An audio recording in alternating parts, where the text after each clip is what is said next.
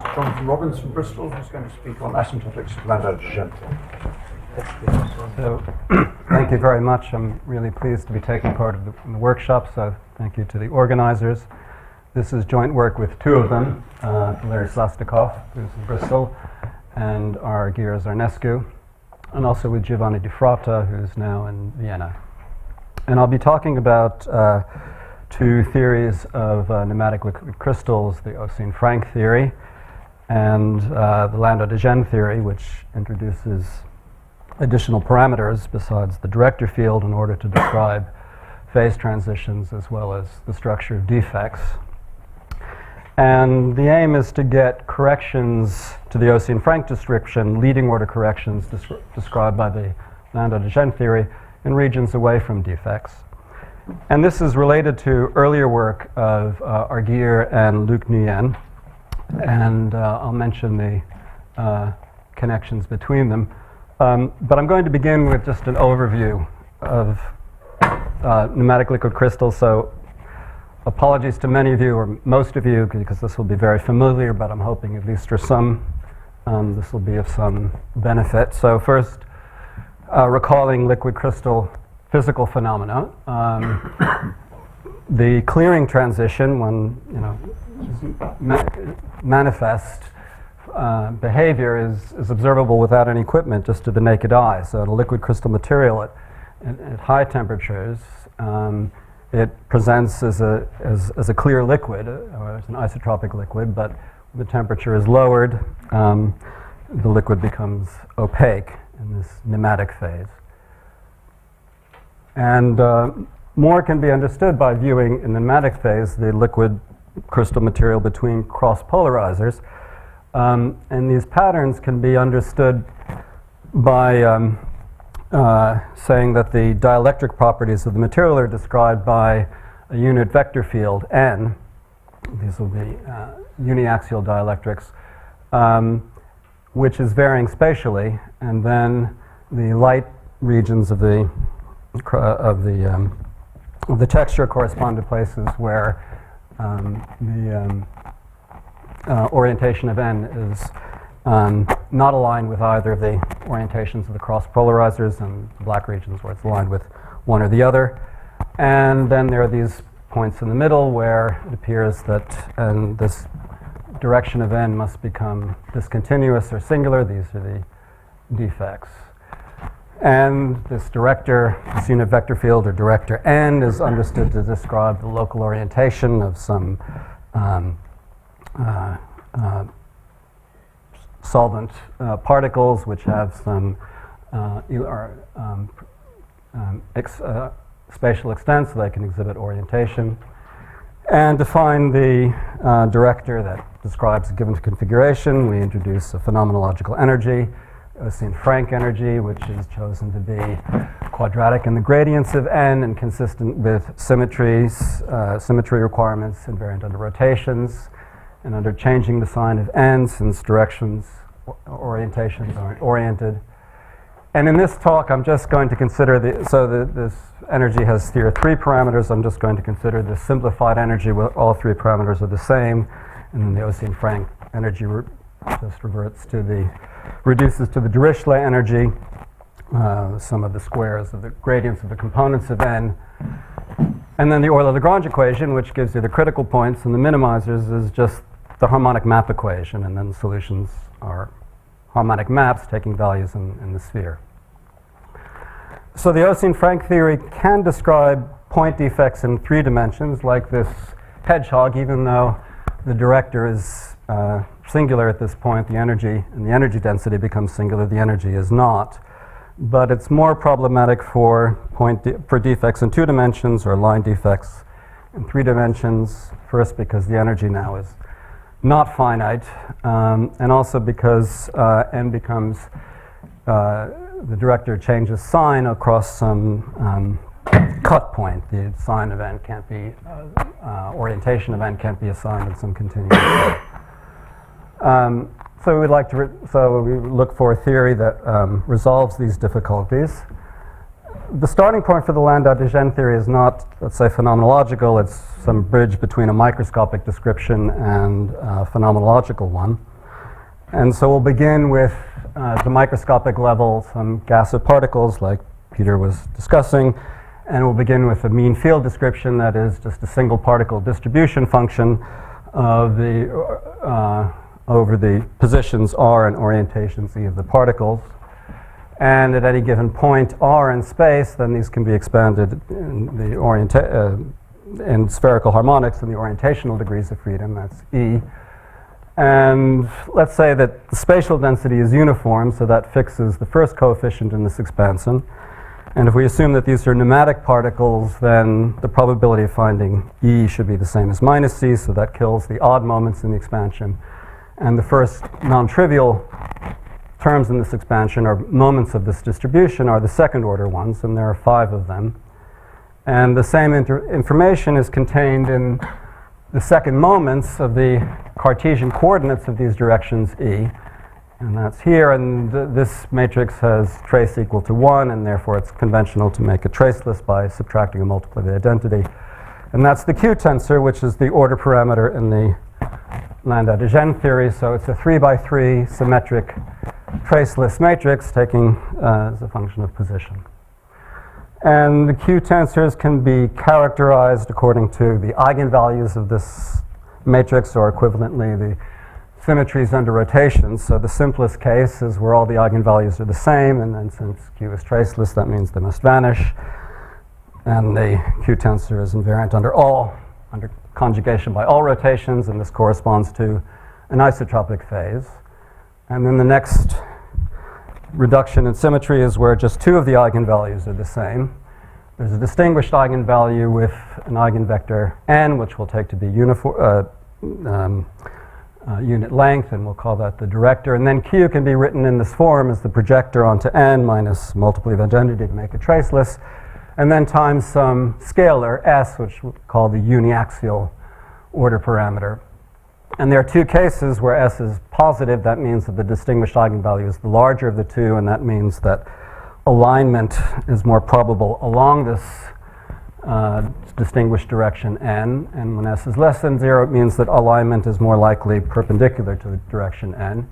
And finally, the generic case where all eigenvalues are different, well then Q just has standard resolution in terms of its eigenvectors and eigenvalues, and the only constraint is that the trace should be equal to 0. So we then want an energy functional, and one contribution to the energy will depend just on Q. This is the potential energy or bulk energy. And we require it to be rotationally invariant under conjugations by Q and by rotations, and that means that this energy should just be a function of the trace of powers of Q, and since Q is traceless, that means there's just this is just a function of the trace of Q squared and trace of Q cubed, and we'll have in mind the energy introduced by de Gennes, which is some kind of expansion in powers of ordered in powers of Q, and there are 3 terms listed here. And we're interested in the minimizers of this potential, and they depend on the coefficients in this expansion. So first of all, the highest order term, which is quartic in Q, we want the coefficient to be positive so that the energy is bounded below. And then, depending on the sign of A, the isotropic state, that is where Q is equal to 0, is either a local or global minimum or local or global maximum. We're interested in the nematic phase, so we don't want the isotropic phase to appear, so we'll take A negative. And then it turns out that the minimizer of F is uniaxial, and it's either oblate or prolate, depending on the sign of B. Nematic phase corresponds to prolate uniaxial. So we'll take A to be negative, big A will be replaced by minus little a squared, B to be negative, and C positive. So just to summarize, for this choice of parameters, which corresponds to a particular regime, choice of, say, temperature and other features of the system, the minimizers of this bulk energy are prolate uniaxial. And this uniaxial order parameter S has a particular value that depends on the parameters. It's this S plus. All right, and just some notation that I will use. These Q tensors, 3x3 traceless, so they're 3x3 traceless symmetric matrices, so they're living in a 5-dimensional vector space, and I'll denote the inner product of two matrices, one is the trace of their product, using this double colon or double dot, and by gradient of Q squared, I just mean the sum of the squares of the gradients of the components of Q. Okay, so here's the standard Landau-de Gennes energy. I say standard, so there's a elastic term involving the gradients of Q, and then the bulk energy term with the parameter in front of it that I'll discuss in a moment. Just to say that, like the Oseen-Frank energy, there are more general forms of this elastic energy that are consistent with symmetry, but I'm just going to consider this simplest form here. And the liquid crystal is in some domain, which can be an omega, which can be in either 2 or 3 dimensions. And the problem we want to consider is to minimize this energy subject to certain boundary conditions. Okay, so how do we see a relation between this description and the Oseen-Frank description? So this parameter in front of f of q, 1 over epsilon squared, we'll take to be large. It will take epsilon to be small. And epsilon can be understood, I mean, when things are scaled, as a ratio of some microscopic length scale that's determined by the potential and other characteristics of the system and the size of the system. So epsilon is somehow characteristic of the ratio of the size of a defect core, let's say, and the size of the system. So we're interested in the case where epsilon is small, and just by convention, the small parameter is epsilon squared rather than epsilon, so we'll just almost always see epsilon squared in what I'm going to say. The boundary conditions will take on the boundary Q to be a minimizer of the bulk energy, uniaxial, and B describes is the director on the boundary. So for small epsilon, deviations away from this uniaxial form are penalized. F is minimized just for these uniaxial configurations. All right, so let's consider the minimizer of this energy for epsilon, but we think of epsilon as being small, and we're going to look what happens when epsilon is taken to 0.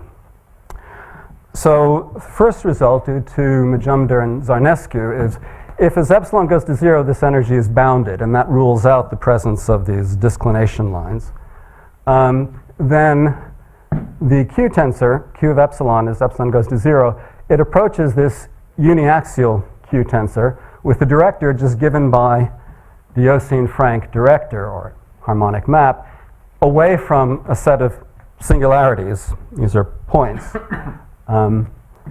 which there the behavior will be different. So away from singularities,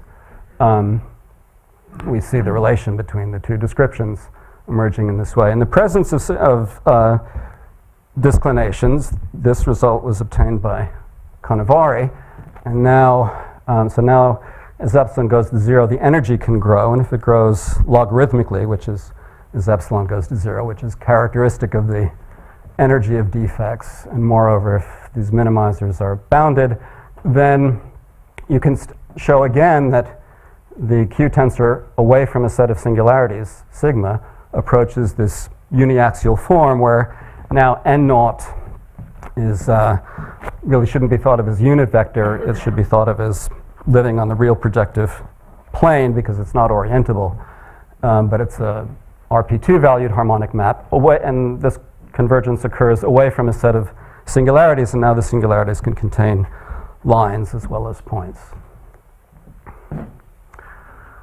And of course, there's a lot of interest in the structure of defects in the Landau-de Gennes theory.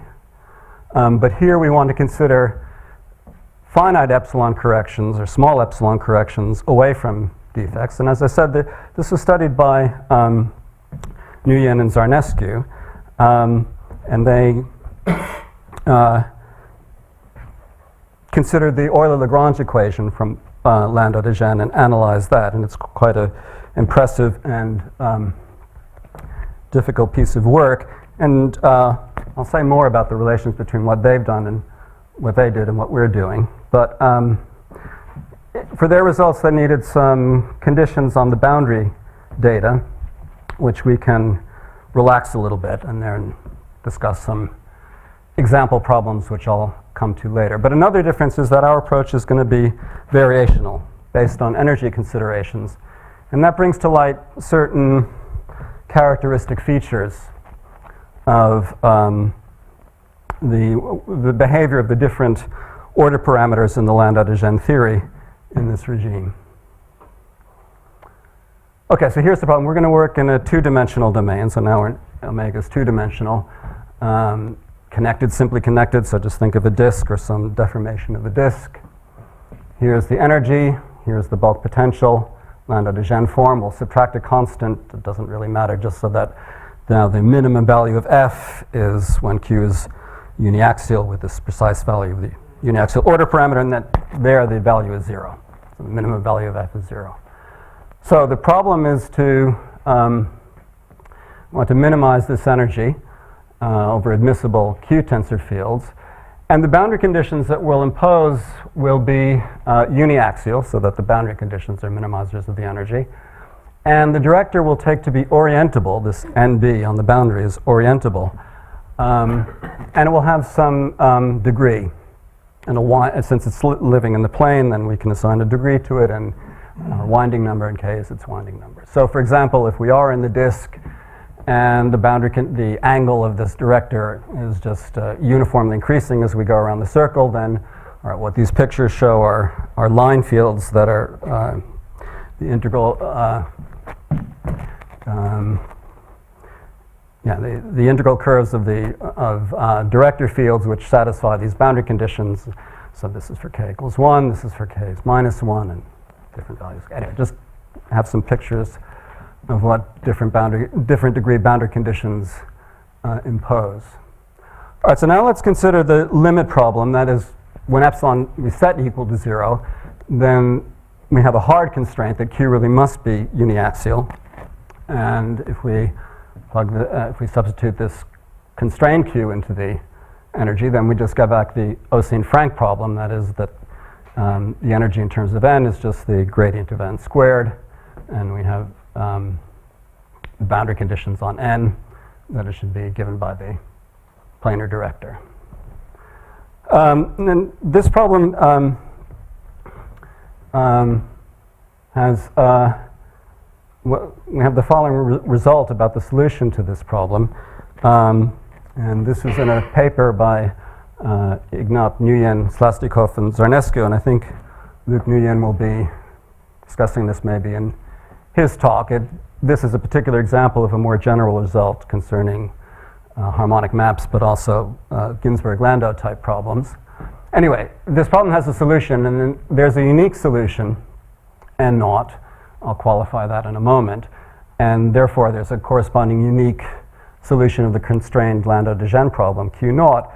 And moreover, for this solution, the third component of the director, and component pointing out of the plane, is always positive.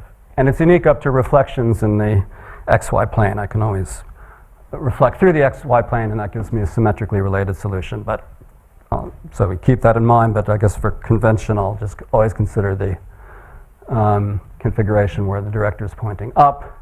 And this is the familiar escape to the third dimension phenomenon, that if you have a director that's required to be planar on the boundary with non-zero degree, it can escape by pointing upward, and so there doesn't have to be a singularity. So there are boundary conditions which produce interesting structures, but not defects. That's what we're considering. So an important tool that's used in obtaining this result, and then some of the results that I'll be discussing later, is this Hardy decomposition. And if it's something you're not familiar with, as I wasn't until not long ago, then a nice illustration, which I'll just indicate, but it's a nice exercise, is that it can be used to establish this result from quantum mechanics, and maybe this is, for some anyway, familiar problem. So suppose you have a Schrödinger equation, time-independent Schrödinger equation. You have a solution, an eigenfunction, which is non-vanishing. It has no nodes. And then the statement is that this psi is the ground state of the system, and it's actually the unique ground state. And you can show this in the following simple way. You take an arbitrary wave function phi, and you write it as some coefficient f divided by psi, and that makes sense because psi doesn't vanish. F is not badly behaved. And then you just compute the energy in terms of this decomposition, and after an integration by parts, this fact emerges. Okay, that's a kind of digression.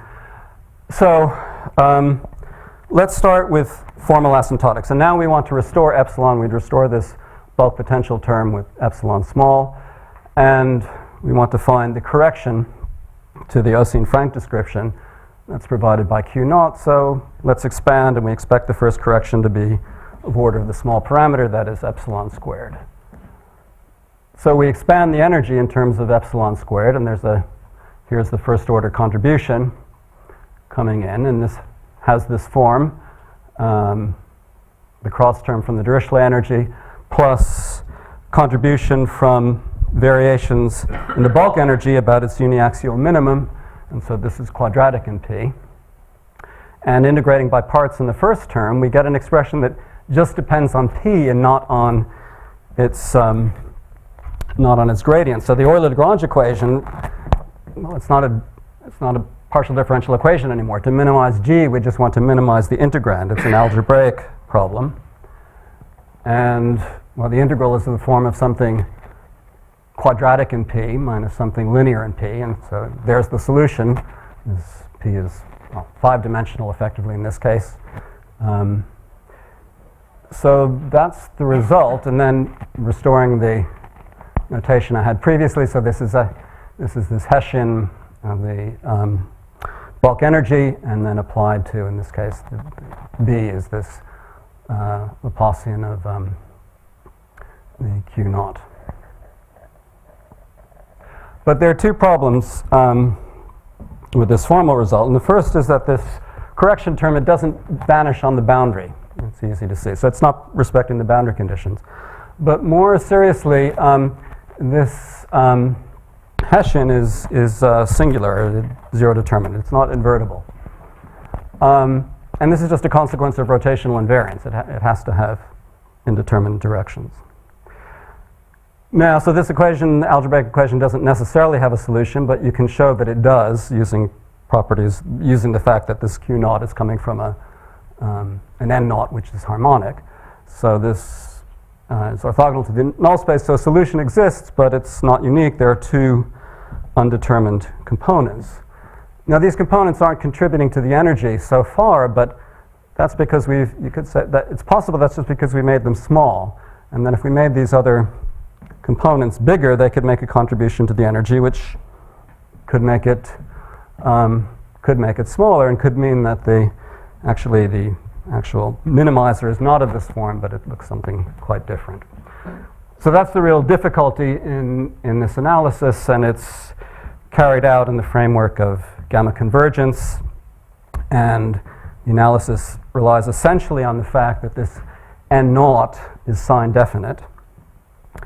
And then it's a matter of finding a parameterization, a nonlinear parameterization of Q tensors in the neighborhood of Q naught, which allows you to control these extra terms. So I'll just tell you what the result is. So N naught is the harmonic map, or the Oseen-Frank director with equal constants. And we'll introduce an orthonormal frame at each point, the other two vectors being P naught and Q naught. And I'll introduce these two Q tensors, X naught and Y naught. They are the two, or they've spanned the space of biaxial Q tensors that have as an eigenvector N naught. And just as notation, I'll say that Q of N is the uniaxial Q tensor with preferred uniaxial parameter S plus associated to the director N. And we'll also want to resolve the derivatives of N in the two directions in terms of this orthonormal frame. So the coefficients are R and S. These are two vectors, one component for each derivative. All right, so here is the result. So let's say Q sub epsilon star is a minimizer of the Landau-de Gennes energy. In general, it won't be uniaxial, but it'll have an eigenvector that has the largest eigenvalue, call that n sub epsilon star. And so we'll write q sub epsilon star is the uniaxial Q tensor with director n sub epsilon star plus a correction. So it's similar to but different than the decomposition we wrote previously. So these are the results. So first of all, n sub epsilon approaches the Oseen-Frank director faster than epsilon, as epsilon goes to 0. And for this p epsilon star, it has a limiting form. It converges in L2 to a linear combination of the limiting Q tensor, Q of n naught, and two biaxial contributions. And then there are explicit formulas for the coefficients u, v, and w.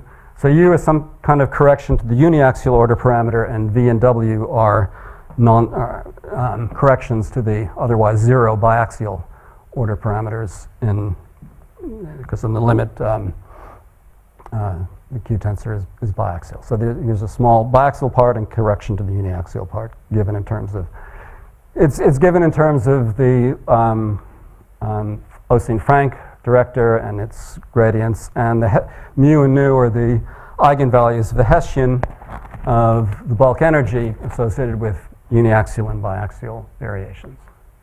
So I'll just say a few things about the result then. Here it is repeated.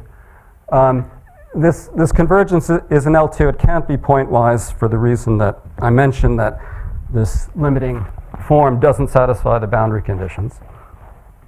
So qualitatively what we see is that there's induced biaxiality and there's an explicit leading order expression for the induced biaxiality. So in principle, if it were possible to, let's say,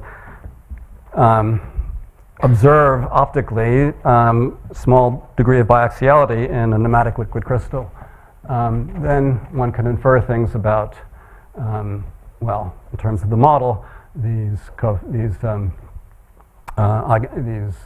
eigenvalues of the Hessian of the bulk energy, and the fact that that the form of this correction p stars only depending on these eigenvalues suggests that in some sense it's a kind of robust result, and in a formal way one can argue that it's independent of the details of the Landau-de Gennes model. So let's imagine we consider a modified energy, which is, well, the elastic energy is before a bulk energy, but now it doesn't have to be the particular Landau-de Gennes form. It could be any form, but it just should have its minimum, its minimizer should be a uniaxial Q tensor with particular uniaxial order parameter. And then we could add some perturbation, which could, this is formal, so we can imagine it depends on Q and grad Q in some general way. And the only requirement is that this perturbation should go to 0 as epsilon goes to 0, so that as epsilon goes to 0, we recover the Oseen-Frank description. So formally, now the modified director for finite epsilon is changed considerably, and now in general it would be order the size of this perturbation, not little o of epsilon. But the biaxial, well, this p star, which is the uniaxial and biaxial part, it has the same limiting form. So in some sense, so these biaxial terms really are just depending on the eigenvalues of this bulk potential near its minimum. In fact, for the Landau-de Gennes energy, we expect that the associated director is approaching the Oseen-Frank director more quickly as order epsilon squared, just like the other components. And that was shown by Arguer and Luc. But what these energy considerations, I suppose, highlight is that the corrections to the director that are introduced by Landau-de Gennes are quite sensitive to the model, or perturbations, let's say external perturbations as well. Whereas corrections to the uniaxial and biaxial order parameters are robust in that if you're in a regime where they're not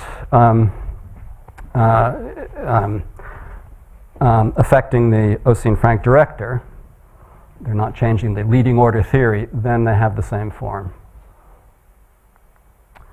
So I'll give discuss one example of using this first order energy. and we'll consider the following problem. So far I've been considering specific boundary conditions. Now let's just fix the degree of the boundary conditions on the two-dimensional domain and ask what is the minimum energy. If we try to minimize the energy over boundary conditions of fixed degree, what do we find? So here is the problem. Here's the, this is now, let's go to the limit problem, epsilon equals 0, where we constrain Q to be of this uniaxial form, so the only degree of freedom is this director n. And on the boundary, we take n to be planar, and we fix its degree, but otherwise don't specify the boundary data. And Q has the corresponding uniaxial boundary data. Okay, so when we plug this uniaxial Q into the elastic energy, we just get the elastic energy for n, so this reduces to the Oseen-Frank problem. So we want to minimize this is harmonic map problem, and is taking values on the sphere. It's got specified boundary conditions in a planar domain. And so we have the following result, that there's lower bound on the energy in terms of the degree, or the absolute value of the degree. And this lower bound is attained if and only if this n is conformal, in the sense that, think of the gradient of n as a tangent map, then it's preserving the lengths and angles. And also, this n should be sign definite. Its third component should be sign definite. And this is a standard argument, and if you've not seen it before, I just review it quickly, and it goes like this. So we start with the Dirichlet energy, which is here. That's gradient of n squared. And the sum of, by the arithmetic geometric mean inequality, it's greater than twice the product of these two terms. And the product of these two is greater than or equal to the modulus of their cross product. And we get equality in the first inequality, if and only if these moduli are the same. The gradients of the derivatives of n in two different directions are equal length. And equality in the second inequality if and only if these two vectors are orthogonal to each other, and that's just the condition for n to be conformal. And then this cross product is really just the Jacobian of the map from the domain into the sphere, and so the integral just gives you the area of that image, which then you see is 2 pi times the degree, because it's just covering the hemisphere some number of times. And you can characterize these conformal configurations. So this n is conformal and will be sign definite if and only if the boundary condition is of the following form. So we specify p points and k points in the plane. Those are these p's, and we solve the Poisson equation with sources at these points, with f vanishing on the boundary. That's f sub p, and g sub p should be the harmonic conjugate of f sub p. It's determined up to a constant. So then the boundary director is just given by this g sub p on the boundary up to some shift. And the director itself is given, well, in the stereographic form by exponential of f plus ig. And the pj's, these specified points, these are just the escape points, the points where n is pointing up. And you can do this explicitly in the case of the disk, because now you can solve the Poisson equation in terms of image charges and the form of the director. And the stereographic form of this projector is just this polynomial with zeros at the escape points. And the corresponding texture, so if we then plot the colors indicate the value of the projection of n into the plane, the orientation of the projection of n into the plane, then we see these pictures here. But now the points here aren't defects, they're points, they're escape points, where n is pointing up. And if we put all of the points in the center, they're allowed to coincide, then we get something that's rotationally invariant. So the point is that the optimal leading order energy, which is proportional to the degree, can be obtained for any arrangement of escape points. So leading order energy doesn't tell us where they should be, and therefore it doesn't tell us the escape points determine the boundary data, so it doesn't tell us which boundary data has the lowest energy. So we can resolve this degeneracy by going to the next order. And this is sort of reminiscent of, but quite different to, the problem in Ginzburg-Landau theory. So Ginzburg-Landau theory, you have a complex scalar valued order parameter on the domain, and the energy has this Dirichlet plus penalization. But here the Dirichlet energy, well, here really is the Dirichlet energy, whereas for Oseen-Frank, if I were to write it in terms of this complex representation, it would look different. So it's well known that if the degree is non-zero in this case, then as epsilon goes to 0, the energy of the minimizer diverges logarithmically, so that there is no sense leading order degeneracy, and one finds for given boundary conditions the minimizer by going to this renormalized energy. Okay, so what happens here? So we have, here is our Landau-de Gennes minimizer, and we showed previously that for degree k, in general we have this result that, no, not in general, but for these the boundary conditions are conformal, the leading order energy is this form. Here's the correction term, and this is the general form of the correction term. But in this conformal case, this expression simplifies, and it just looks like this. It's just the integral of the gradient of n0 to the fourth. And so to find the optimal boundary conditions or the optimal configuration of these escape points for given degree, we want to, since there's a minus sign in front of this, we want to reduce the energy. We want to maximize the integral of gradient of n0 to the fourth, while keeping the gradient of n0 squared norm of n0 squared fixed. And it's clear then what the solution is. We want the gradient of n0 to concentrate. If we fix the norm of a vector but want to maximize its forenorm, then we want it to concentrate. And in the case of the circle, it's easy to see how this can be done explicitly, and you can do the calculations explicitly, but I don't have the form written here, but you concentrate by bringing the escape points to the boundary, and then the director is varying. Most of the variation is taking place near the boundary, and neighborhoods of these escape points, and everywhere else it's nearly constant. And this is true generally. So the conclusion is that, So in fact, there's no preferred configuration of escape points. If you just constrain the degree, then you lower the energy by having them move to the boundary. Just to mention, there are other local minimizers of the leading order energy. I just show these because the pictures are interesting. So you can find degree k boundary conditions where the set naught is conformal but no longer sign definite, and these correspond to local minimizers of the energy, and their energy has an additional integer multiple of 4 pi contribution, which corresponds to pairs of escape points pointing up or pointing down. And here's an example of such a configuration.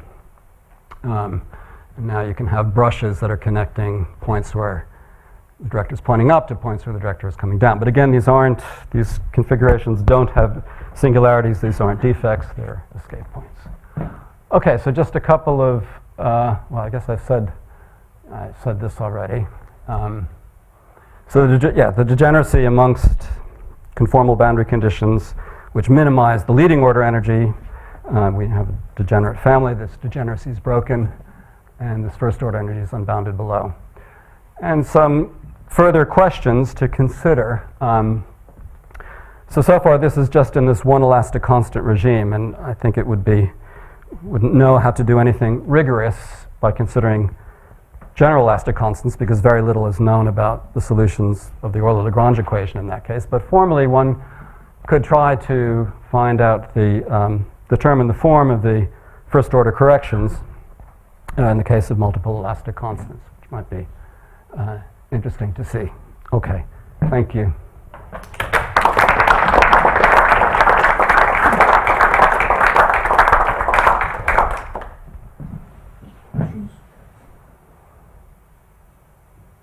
the director structure you're imposing at the boundary of your region forces there to be distortion there. Yeah. And that kind of distortion then effectively reduces the temperature. So S plus doesn't minimize your free energy there. But you're imposing S plus. I wonder whether that's the reason why your P isn't satisfying your boundary conditions, your correction. Well, I would say the reason P doesn't satisfy the boundary conditions is it's not the whole. There's more to there are higher order corrections, higher order in the L2 sense, but locally they're going to be larger. So in fact, you can work out equations for these boundary layer corrections. They're just sort of. But if instead of S plus you put in the order parameter that sees the distortion and minimizes the energy there, be a little bit less than S plus. You can work that out analytically. If you put that in as your boundary condition, I wonder whether that first order correction would satisfy that. Okay. Then you wouldn't need a boundary layer. Maybe.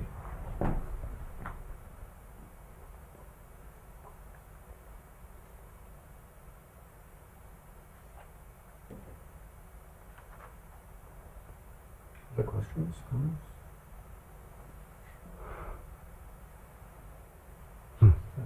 So your solution could also have zeros, right? So those would be escape down. Zeros are poles. It can have. But you can have both. Yeah, Escape that's up right. and escape down. Right. These the ones I showed at the end have both up and down.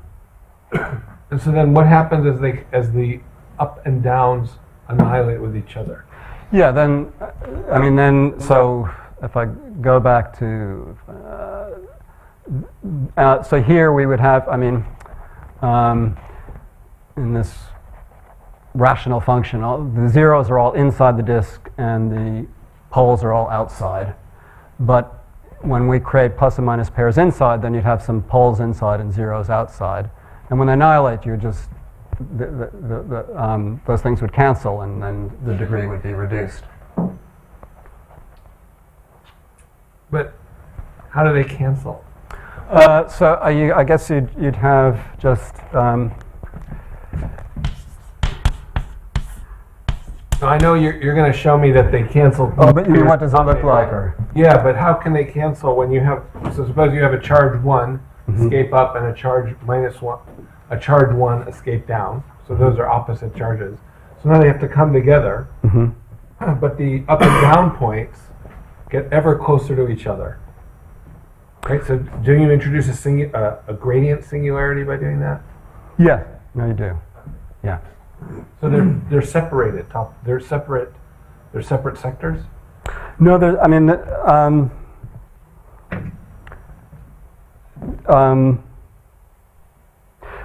separate. I would say they're not separated topologically. They're separated energetically. So, as these two. As the up and down points approach each other, the energy is jumping discontinuously. But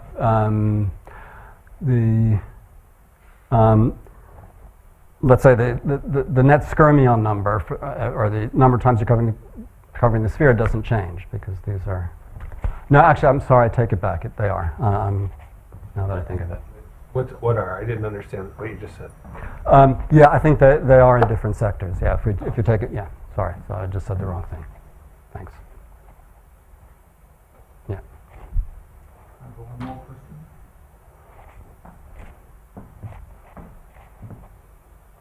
Okay, thanks again.